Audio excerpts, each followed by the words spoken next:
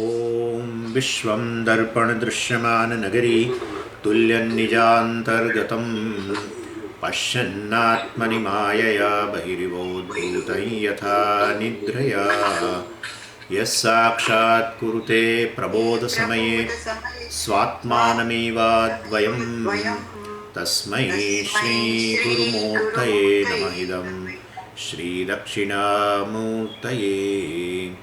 बीजस्यान्तरिवाङ्कुरो जगदिदं प्राङ्निर्विकल्पं पुनः मायाकल्पितदेशकालकलना वैचित्रचित्रीकृतं मायावीव विजृम्भयत्यपि महायोगी वयस्वेच्छया तस्मै श्रीगुरुमूर्तये नमः इदं श्रीदक्षिणामूर्तये तस्मै श्रीगुरुमूर्तये नमः इदं श्रीदक्षिणामूर्तये।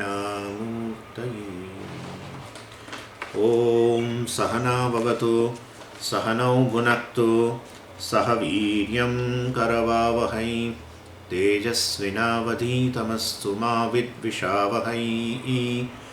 ॐ शान्तिः शान्तिः शान्तिः। सदाशिवसमारम्भां शङ्कराचार्यमध्यमाम् अस्मदाचार्यपर्यन्तां वन्दे गुरुपरम्पराम्। ॐ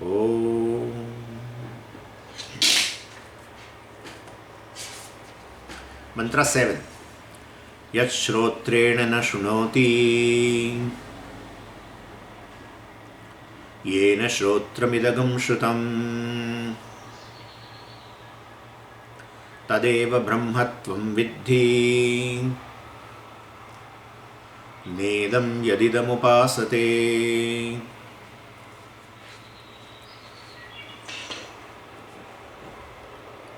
So in this chapter 1, the student raised a question regarding Atma and the teacher presented the answer. And the student asked, what is the divine principle? Well, he has given the name Devaha. So what is that divine principle because of which this inert body-mind sense complex is functioning as though it is sentient? And then when, since the body-mind sense complex is inert, we have proved through the 5 factors, and it is functioning as a sentient, it must have borrowed sentiency, the consciousness, from some other source. And that principle from which it has borrowed the consciousness must be distinct from the body, and therefore the consciousness will not be the part of the body. Consciousness is not a product of the body. Consciousness is not part product, and it is not a property of the body. So this is how the consciousness is. And the teacher gave answer, of course, regarding this divine principle called consciousness in a very, very roundabout way. He told, it is eye of the eye, ear of the ear, mind of the mind, and prana of the prana, etc., etc. And we found that the final answer, of course, is that consciousness alone, because body-mind sense complex is inert and it has borrowed consciousness from some distinct principle, and therefore, so ear is a conscious entity, and ear appears as a conscious entity on account of a borrowed consciousness. Eye appear as a, how can you say, Swamiji, eye is a conscious entity? Well, it is able to experience forms. It is ears are able to, pick up the sound. Therefore, they are able to undergo experiences. So they are conscious entity. Even though body-mind sense complex is basically inert, but they appear as though they are functioning as a conscious entity. Therefore, they must have borrowed consciousness. And that consciousness, of course, is the independent principle. And so teacher answered like this, that it is Shrotrasya Shrotram, ear of the ear. So that is the consciousness because of which this ear is functioning as a conscious principle. Even though it is with the borrowed consciousness, but it is able to function. Same way. So this is how it has been answered. And but we find, so the final answer would be it is the consciousness principle. in the presence of that consciousness principle, which is the subject, because body, mind, sense complex, which is inert, which is an object of knowledge, and well, if it is distinct from the object, that must be the subject, and the subject is, that is I, that alone is this consciousness, in presence of which all these organs are able to function as though they are prompted and they are able to function. So body has got a borrowed consciousness, mind has got a borrowed consciousness, eyes, ears, etc. also have a borrowed consciousness, prana has a borrowed consciousness, just as the moon borrows, moonlight from the sun, the body, mind, sense complex also borrows consciousness from the Atma. Take my example not in a primary way, please understand that. So because moon is a one thing and it has a borrowed light from the sun, and therefore, and then moon shines, and therefore there are two things already decided. One is the sunlight and other is moon. And so same way, consciousness is one entity and this anatma, the body, mind, sense complex, is another entity. This is the initial phase of a Vedanta. Please understand this very well, because Atma, Anatma, Viveka has to be done, because Anatma has been taken as an Atma, and therefore we are separating like this. But the example has its own limitation, so we should understand that here there are really not two entities at all. And we have done this enough, homework. So we have come to know that everything exists because of the consciousness, everything shines because of the consciousness, everything appears conscious because of conscious entity, that is because of the consciousness. And therefore, of course, the subtle body is of a finer material, and therefore they can become conscious and experience of forms and colors and sounds and everything.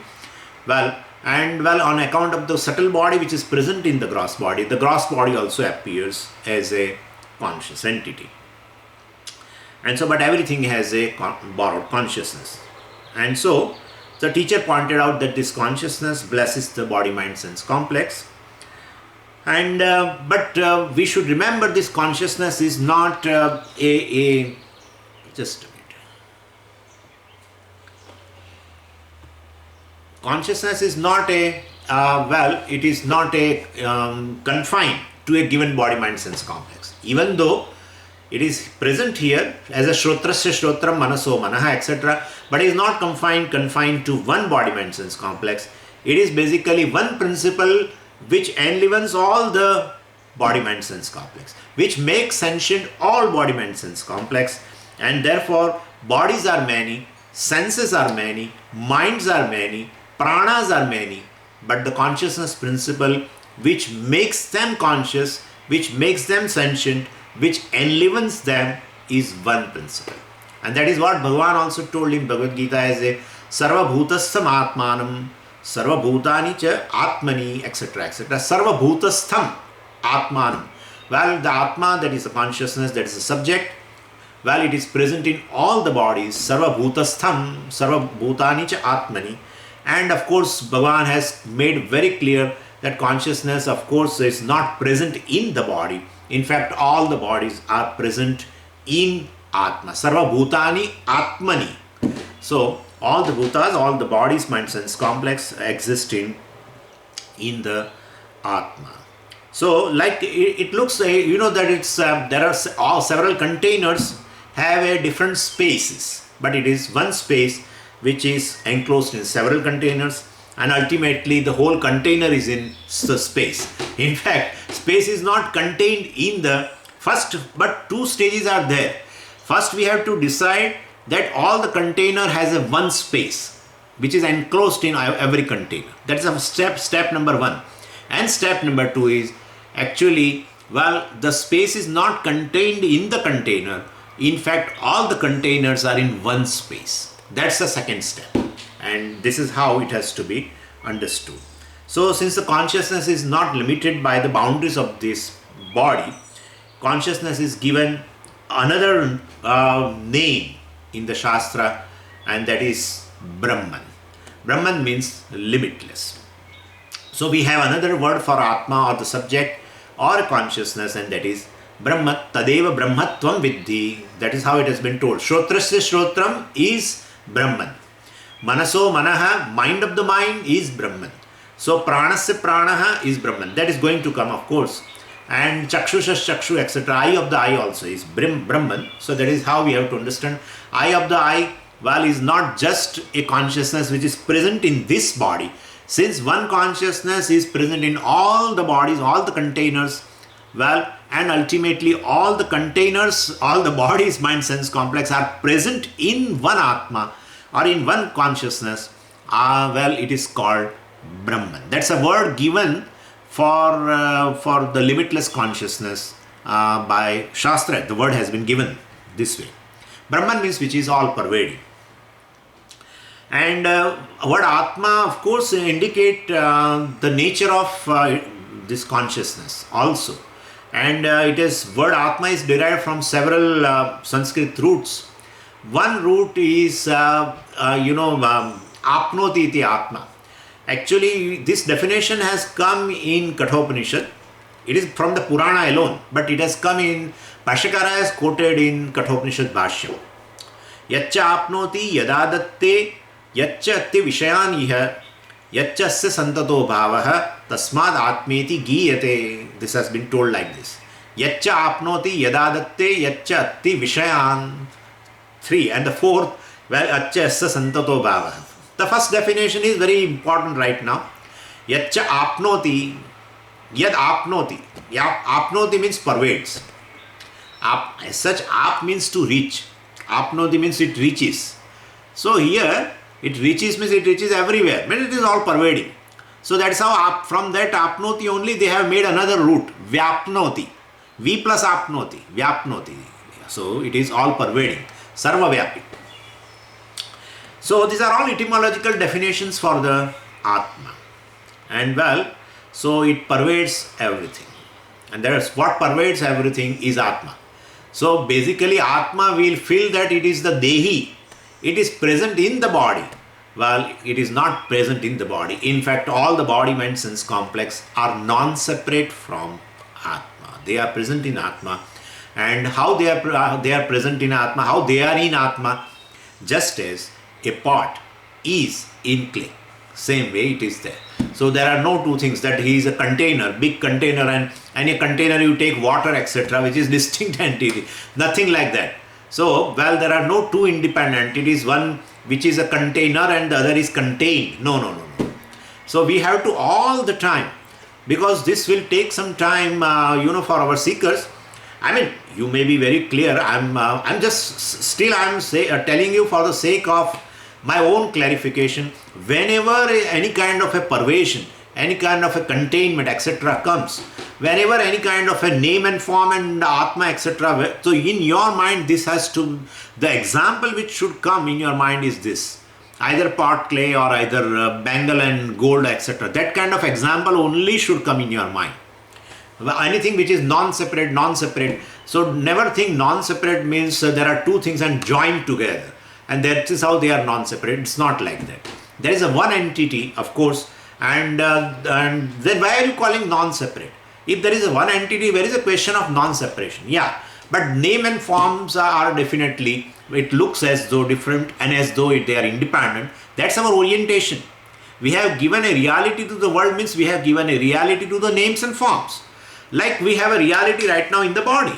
That alone is the Atma for us. And same way, if I consider myself as a given name and form, I will be considering all the names and forms also real. And therefore, because that is how I measure myself, that I am a given name and form. So I measure the world also in the same way. The way I measure myself, I will measure the world. That is how they say. The way you measure yourself, you will measure the world. You will measure other person also.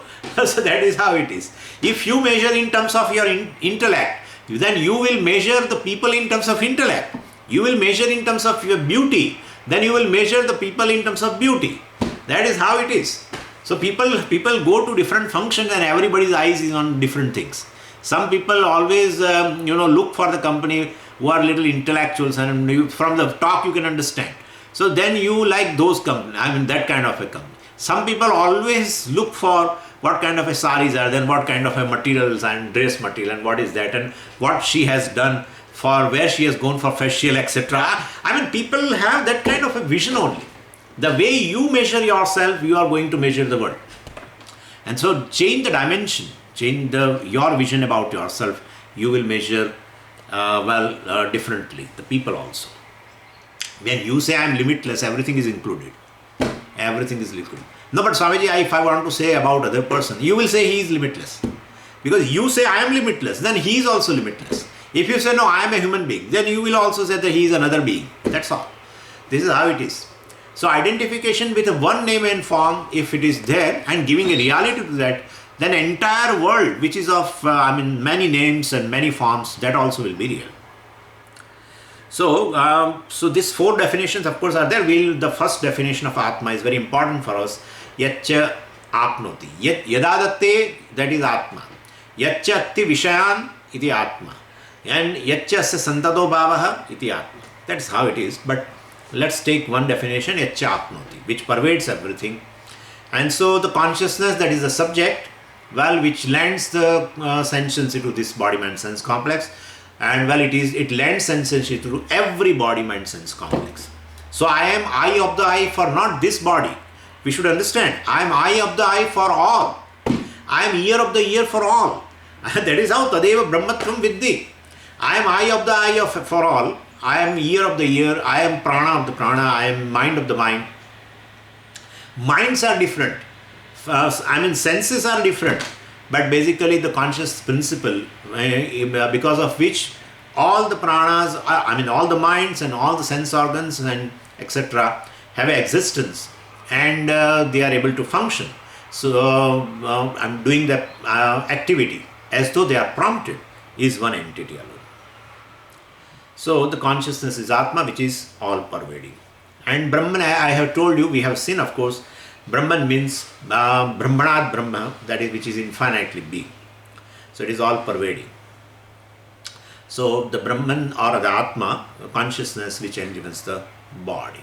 This is how we have to see that. And having presented this divine principle, I am just summarizing a little bit what has gone by. So having presented this divine principle as a Brahman, Atma, Chaitanyam, the teacher pointed out, never try to look for this consciousness, because no instrument of knowledge will be able to objectify the consciousness, because it is never an object of experience. So Atma or Brahman has to be claimed as the meaning of the word I. If it is not an object of experience, if it does not fall into the category of object, then there is only category left to me, is only subject. And therefore consciousness is basically the subject, that is I. And and I means right now, but I am knower. Yeah, take it. That the truth of the knower is basically, because two things are there, knower and known. Known means inert, knower means conscious. That's how we have an orientation.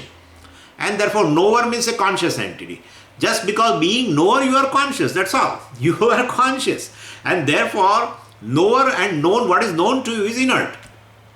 And therefore basically two categories are there, knower and known. And if it is not a known, it is not an object of experience, object of knowledge. And therefore only category left to me is the knower. The knower is consciousness, and that is the Brahman. And therefore basically it is not a knower. Knower cannot be Brahman. Why? Because the knower is a limited entity. Knower comes and goes. Right? Knower comes and goes. In deep sleep state you are no more a knower. And therefore, knower also is a very limited entity. It is limited in time and limited in location. You definitely show that knower is myself. You don't show that, this is knower. You never say, I is the knower, you say. And therefore, this knowerhood also is basically, it's a ego. It's a property of a mind, basically. And when the mind resolves, the knowerhood resolves. Anyway, so when knower is Brahman and it has been told, you have to understand the truth of the knower, because of which the knowerness is possible. That knowledge or consciousness is myself. That is my nature. That is the truth of the knower. And when you transcend the boundary of knower, and you say you are consciousness, it is said you are Brahman. You are everything. You are not only knower now, you are known also, and you are knowledge also. Knower, known, knowledge, everything you are. So if you consider yourself as a knower, then known is different from you. Knowledge is different from you. That is a thought, is different from you. But if you transcend the boundary of a knower, I mean the truth of the knower, if you know, which is Satyam, well then definitely you are no more a knower. You are, or if you want to say, you can say all the three are you. Knower, known and knowledge, all the three are you. That is consciousness. Because without consciousness, known also will not be possible. Without knowledge, let us drop the word consciousness time being. Without knowledge, known thing is not possible. Without knowledge, knower cannot be possible. Without knowledge, the very thought of knowing, cognition, vritti will not be possible. Jnana vritti is not possible. So all the three basically are non-separate from the knowledge. That knowledge or consciousness is whole. This is whole. Puja Swami says whole is this. Whole means it is all. Not only knower, it is known and it is knowledge also. That is vritti also. So this is how it has to be understood. Earlier we have started with knower and known, and well, it is not an object of knowledge, etc. It is shrotrasya shrotram, etc. Then it is I am the knower only. I am a conscious entity, and therefore, but how can you say I am conscious entity? Because you are conscious of everything. If you are conscious of everything, you are consciousness. And for you are conscious of everything, for that you have not to go and ask somebody. If you, well, whether I am conscious or not, you have not to go to anybody and ask. Because basically you know you are a conscious entity. And just because you are conscious of everything, you are consciousness. That's all. And that consciousness is Brahman. That is how the Mahavakya has been revealed here in Kenopanisad. Other than this popular Mahavakyas, you know, all these popular Mahavakyas like Ayam Atma, Brahma, etc. and Tattvamasi and Aham Brahmasmi and etc. All this Prajnanam Brahma. This is entirely a different thing. But it is very clearly told here that Pratyagatma, the subject, which is Shrotrasya Shrotram, etc., is Brahman, is limitless. So the consciousness, the subject is limitless. And if it is limitless, it covers everything. And so it covers seer, sin, and the seeing. It covers, it covers all the minds, basically. So all the objects of the, the mind, the knowledge through the mind, of course, well, that also is covered. Everything is covered. And of course, we are seeing right now, Shrotramox, etc. Also, that also we can very well say, well, it is in the form of hearer, it is in the form of heard, it is in the form of hearing, everything. And so Tadeva Brahmatvam Viddhi, that Brahma Chaitanyam is you only. In this manner, knowing has to be done in form of claiming that I am Brahman without attempting to objectify, because the objectification has been over. And we have already come to the subject by Shrotrasya Shrotram, etc. And so don't look for Brahman here and there. What you will look for will definitely be a Brahman, will be a limited entity. What you look for, what you are trying to hear, well, etc., it is not an object of experience. Any object of experience is limited. Any object of experience is limited.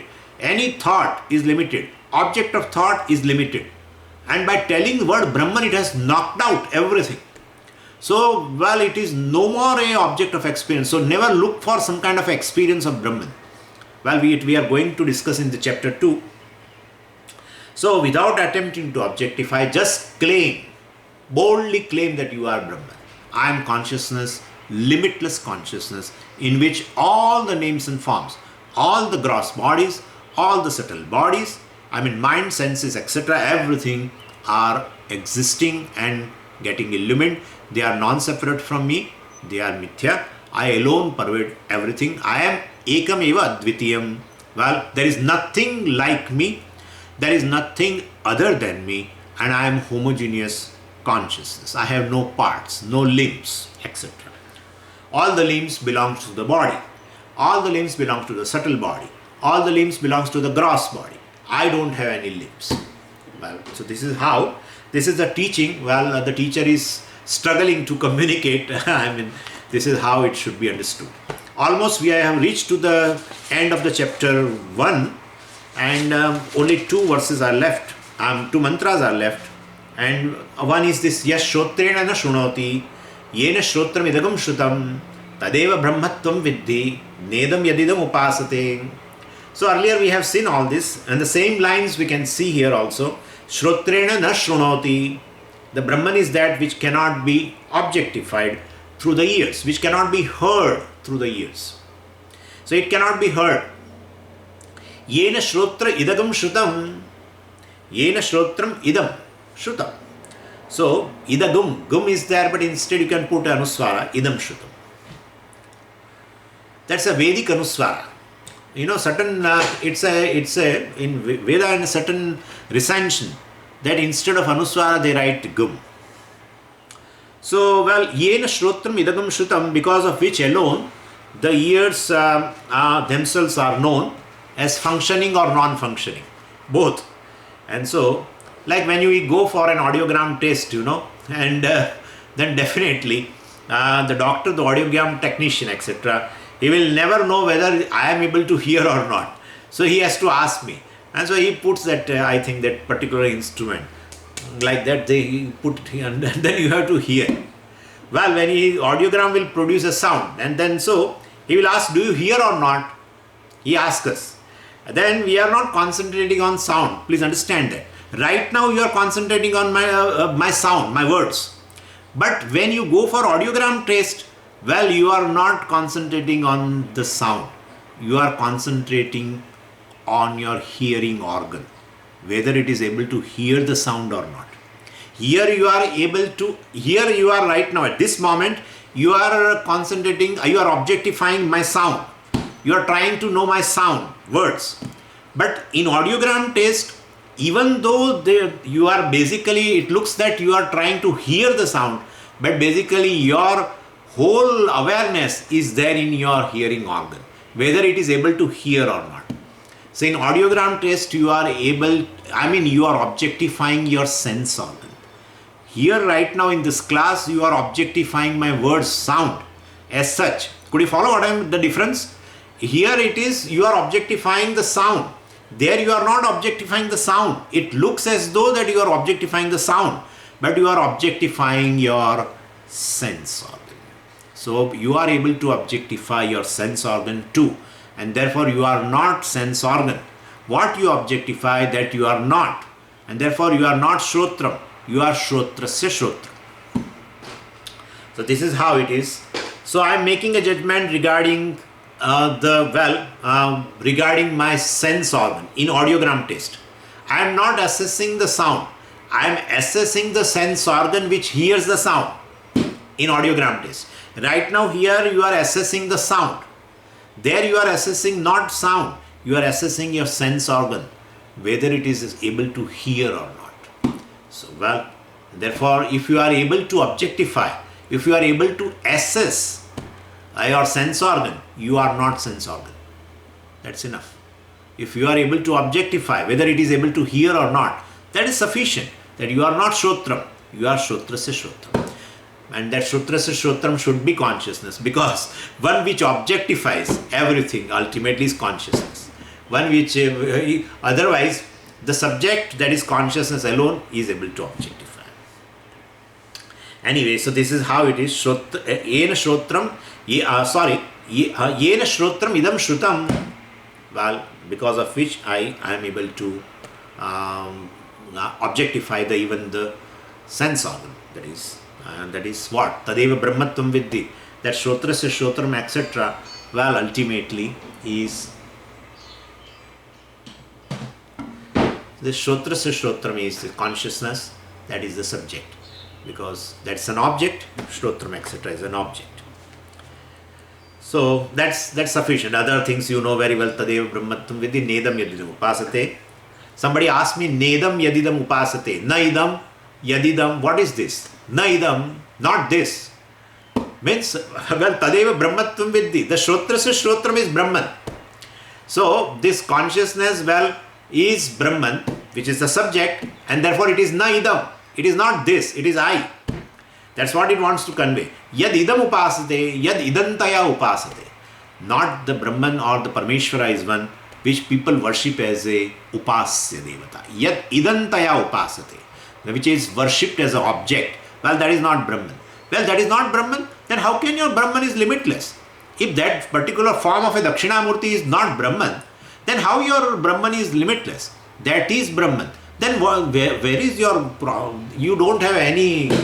Right now, when I ask a question, you say that is Brahman. Before that, you said, well, idantaya yad upasate, na idam, yad idantaya upasate. Well, Brahman is or Parmeshwara is this. I mean, in a given form. Well, that is not Brahman. Then what are you saying? What are you saying?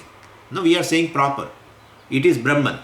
Okay, then it is Brahman. Then why Upanishad is telling na idam? You are saying this is Brahman. The particular form is Brahman. And now Upanishad says na idam. That is not Brahman.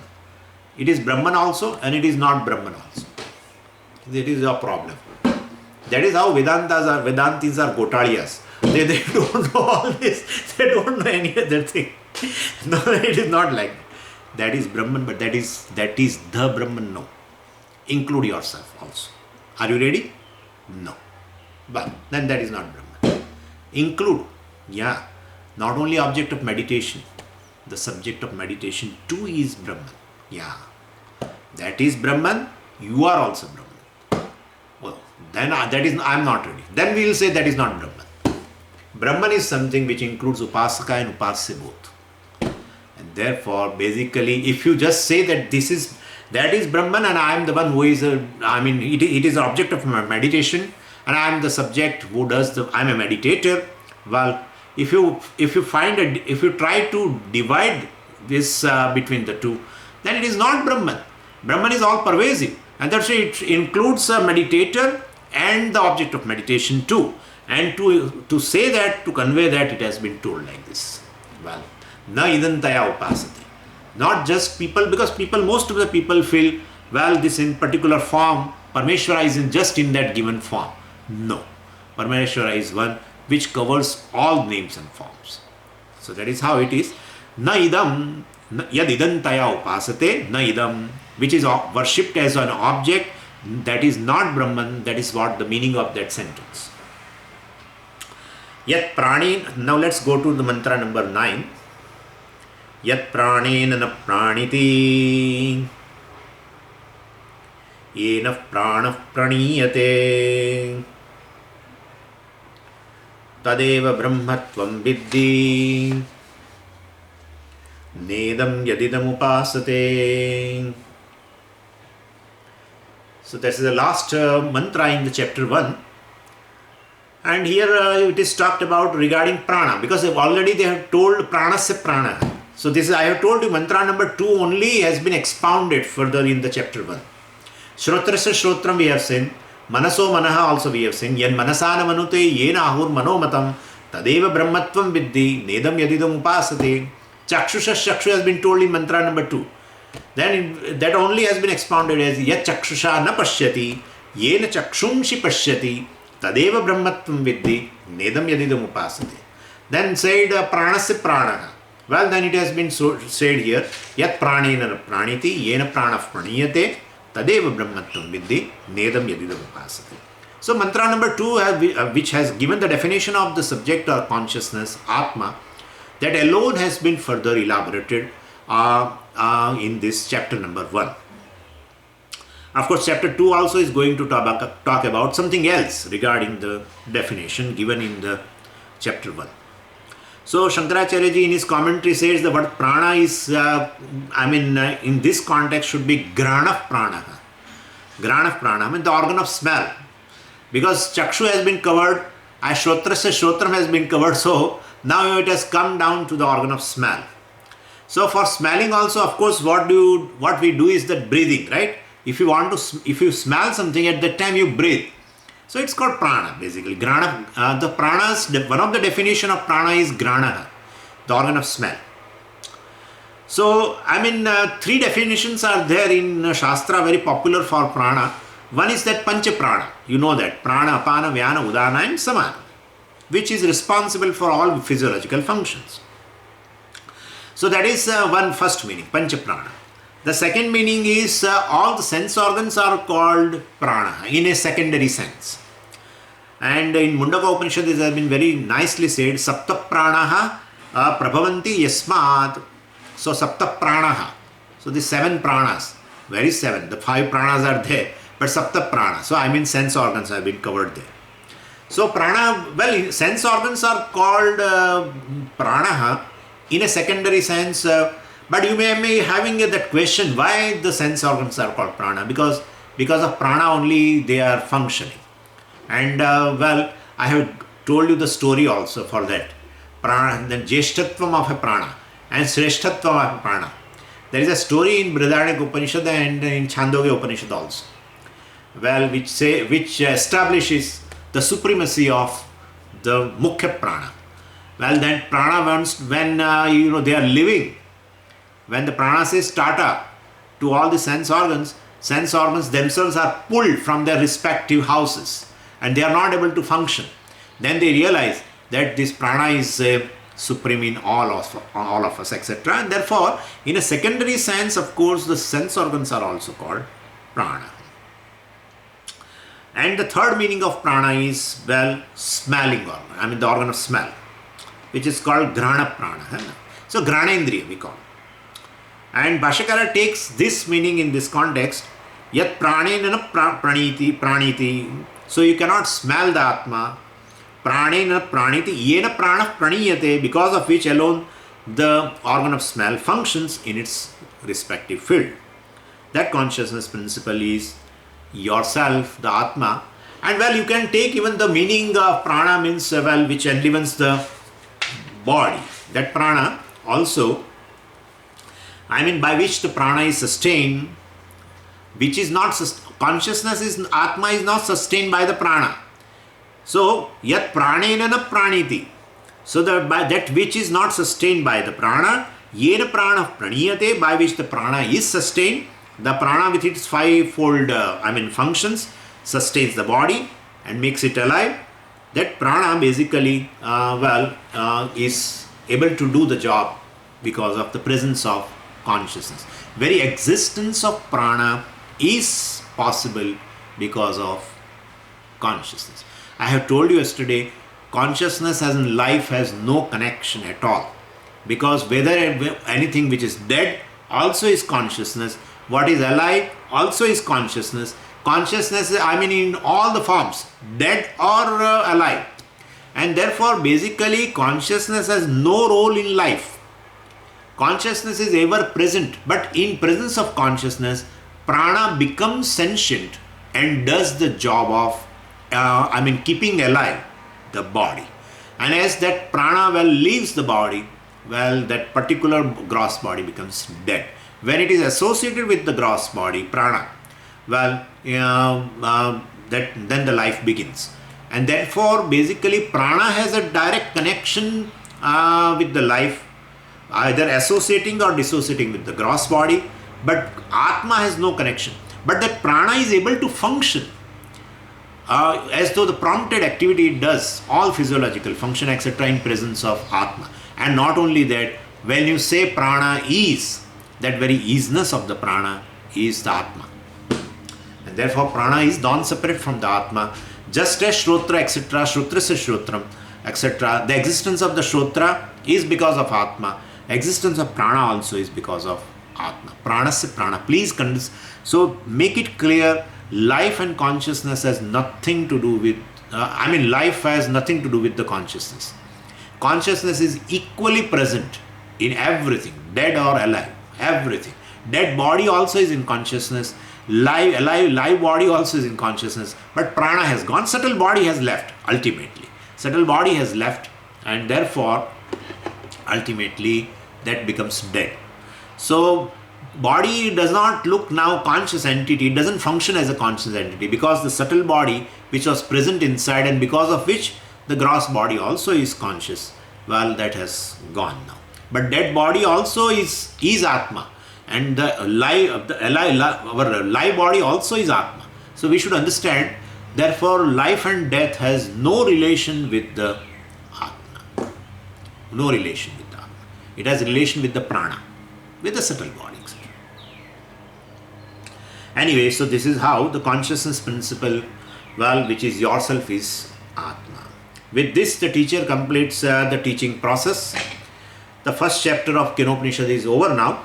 So until now, the student was sitting very relaxed, and because he has to do only Shravanam, and now he was passive in the chapter number 1.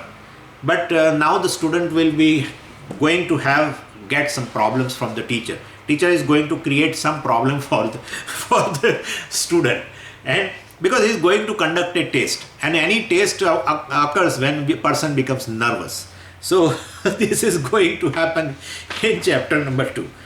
So now teacher has to find out whether the communication has been successful or not.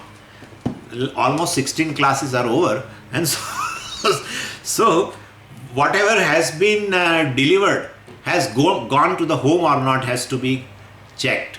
And very nice question has been asked by teacher. Very brilliant question, but the student is more brilliant than the teacher, and he answers also equally brilliantly, and we'll see that.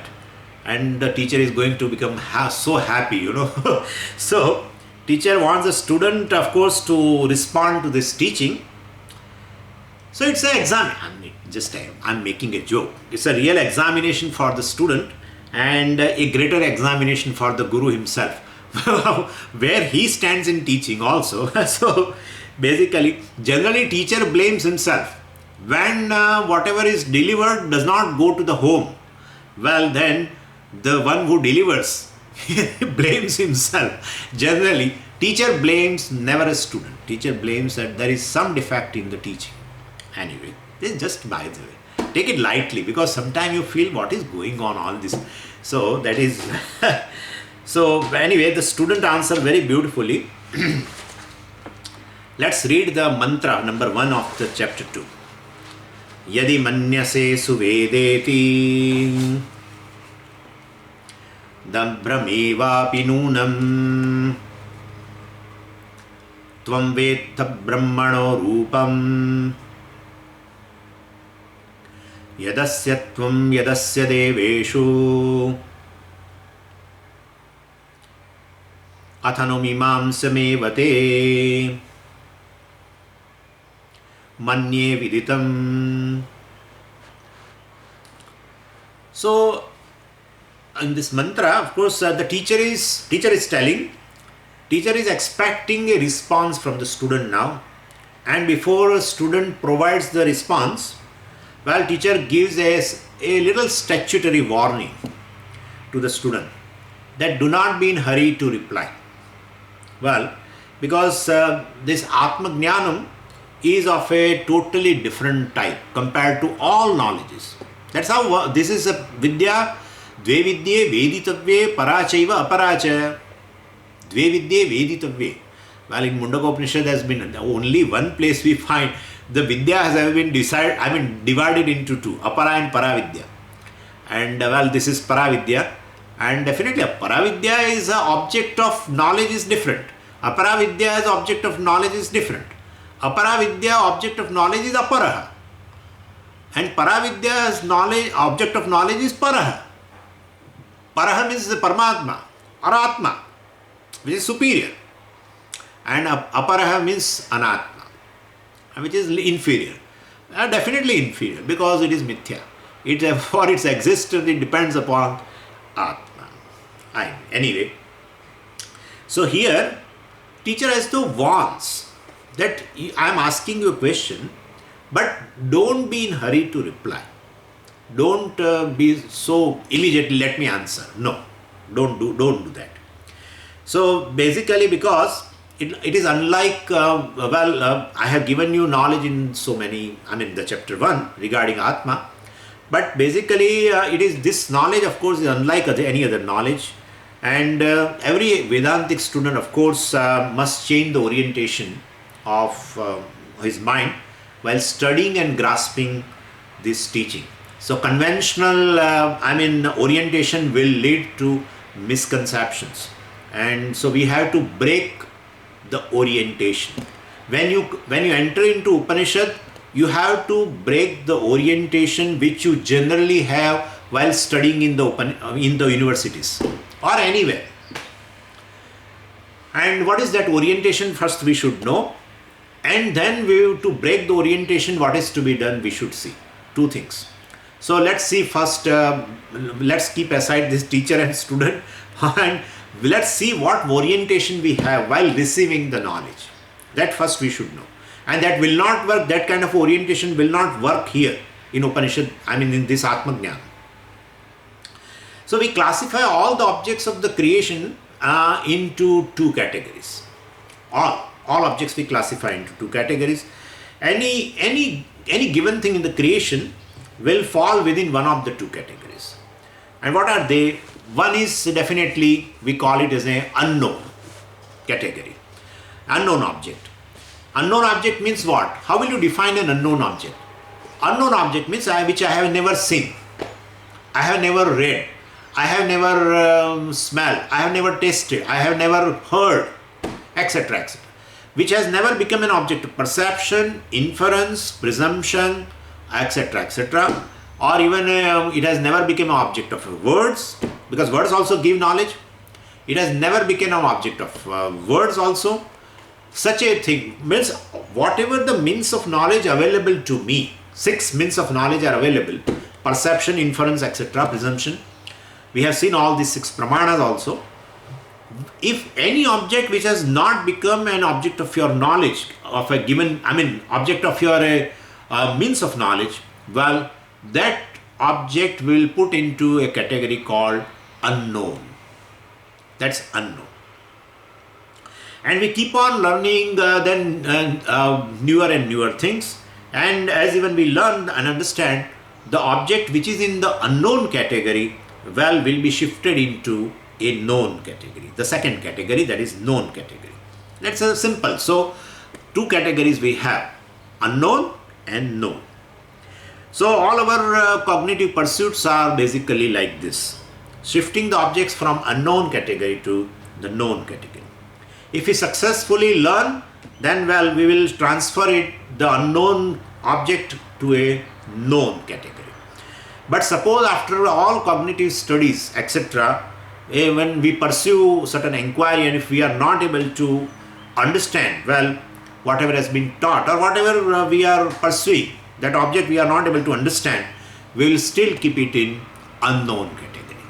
So this is how it is.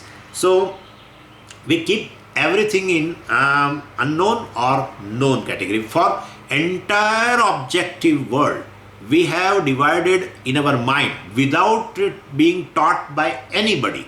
We have divided the entire world. I am a conscious being. Everything is an object of consciousness, and those objects are only in 2 categories, unknown and known. And I pursue, and the pursuit of a knowledge can be successful, then unknown becomes known. If it is not successful, unknown remains unknown. That's all.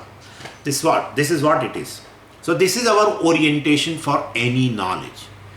All the time our orientation is the object is unknown, and we try to know and put into a known category. Unsuccessful, remain in unknown. So whatever be the branch of science, is physics or astronomy or chemistry or whether any subject matter, well, we try to shift from unknown to known.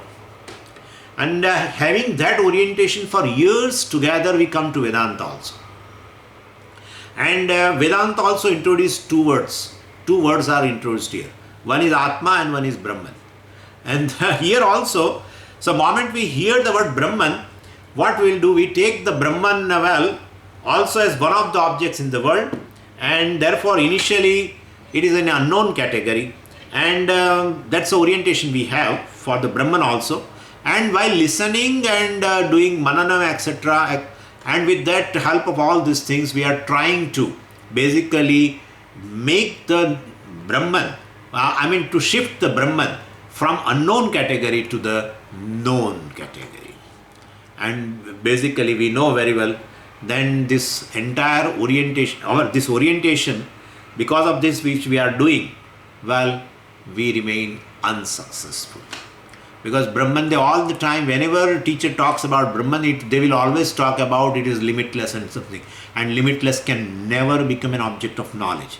Whatever you try, in your thought, you cannot make any limitless thing as an object of your thought. It is impossible. Try to see. Try to make in your thought something, try to know something limitless through your thought. It is impossible. Whatever is pervaded by the thought is a limited entity. And therefore, we utterly fail. Because any knowledge will take place in the mind through objectification. That's our orientation. And here also we fail it. So, unknown Brahman can never become a known Brahman. And therefore, Swamiji, why you are discussing? Because the question and the answer of the student has a basis in this only. That is why. So, this is the orientation which will not allow us to know the Brahman as a known. We cannot bring it from unknown category to the known category. And so then what should be done? It's already done by the teacher in the first chapter to break the orientation. Teacher has already done. And Brahman is that which does not come in either a known category or it does not come in unknown category also. And if you remember the mantra, it is fine. I am not taking taster, don't worry. If you remember the mantra, that mantra is really very beautiful mantra. Anya devatad viditat atho aviditat adhi. We have discussed that mantra. Anyat eva aviditat. Aviditat anyat. Which is not, which is distinct from unknown. Aviditam means unknown. Viditam means known. So, aviditat anyah. That there is distinct from unknown. And viditat adi. And definitely it is distinct from known also. So, Brahman is something which is distinct from known and distinct from unknown. That's what has been told by the teacher. And our orientation is all the time. Any object we want to know, and then in that orientation we want to convert an unknown object into a known object by the knowledge. And that kind of orientation, where of course with that orientation if you enter into Upanishad, one fails. And therefore people, all the time they say also that we have got a knowledge, of course Swami, but it is theoretical knowledge. We have to experience the Brahman. And therefore that experiencing Brahman has nothing to do, it shows the orientation of the person. Whether everything is an object of experience, object of experience is object of knowledge. So it has unknown object has been converted into a known category. So definitely this is what the orientation of a person is. And without changing this orientation, we will not be able to know the Brahman. So that's how to change the orientation. This has been told that it is not a known, it is not an unknown. Then what is it? Because it's an object of only of two categories basically, and therefore here it has been told it is not an object which is known. It is not, Brahman is not an object which is known. Brahman is not an object which is unknown. Then it is what? Then it is what? Because only two categories are there in an object. And therefore entire objective world has been covered. Known and unknown. And Brahman is distinct from both. Therefore Brahman must be knower. That's all it means. What is not known, what does not come into the category of known, what cannot come into the category of unknown, then what I am left with is only knower. And therefore, because it is just a subject. Anyway, so here teacher says very beautifully, Yadi manyase suveda. Oh student, if you say that, if you believe that you know Brahman suveda, sushtu veda, if you say that I know Brahman very well, the brahmevapi nunam, you are knowing very little of Brahman. Means you are not knowing. You are not knowing anything, etc. And if you say, then Naveda, then I don't know Brahman, because I don't want to say that. Because if you say you know very well, then you are not knowing Brahman. Then let me say I don't know very well. That also you cannot say. because it is not unknown also. And you cannot say Suveda also. You cannot say it is known also. You cannot say it is I don't know also, because it is distinct from unknown also. Then basically, well, the answer will be it is in the form of knower. And we'll analyze this tomorrow in the class.